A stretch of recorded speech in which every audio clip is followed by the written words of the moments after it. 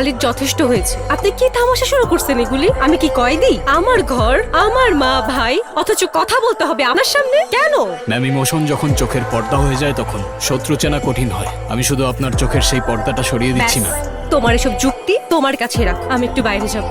I need some fresh air. Sorry ma'am, এই মুহূর্তে আপনার বাইরে যাওয়া পসিবল না। আমি তোমার কাছে পারমিশন চাই। আমি বলেছি বাইরে যাব, ব্যাস। এই বাড়িতে আমার দম বন্ধ লাগছে।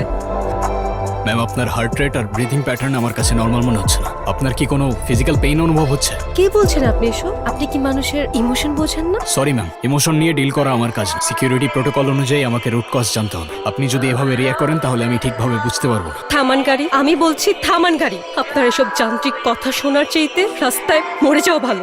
Stop the car. চোখের জল ফেলে হয়তো শোক কমানো যায় না, কিন্তু বিপদ কাটানো যায় না। আপনার এই চোখের জল আর ভেঙে পড়া কান্না আপনার শত্রুদের জন্য সবচেয়ে বড় হাতিয়ার। এভাবে কেন কথা বলতেছো? আমার বাবা চলে গেছে, আমার পরিবার আমাকে বর করে দিয়েছে। পৃথিবীতে কার জন্য বাঁচবো আমি? কাকেই বা ভরসা করবো বলো? ভরসা শুধুমাত্র নিজের উপর করুন। এই পৃথিবীটা একটা যুদ্ধক্ষেত্র, এখানে দুর্বলদের জন্য কোনো জায়গা নেই। আপনার বাবা আপনাকে সবকিছুই দিয়ে গেছেন, শুধুমাত্র লড়াই করতে শিখিয়ে যাননি। বাবা শুধু ভালোবাসতে শিখিয়েছে। সব সময় বলতো ভালোবাসা দিয়ে নাকি পুরো পৃথিবী জয় করা যায়।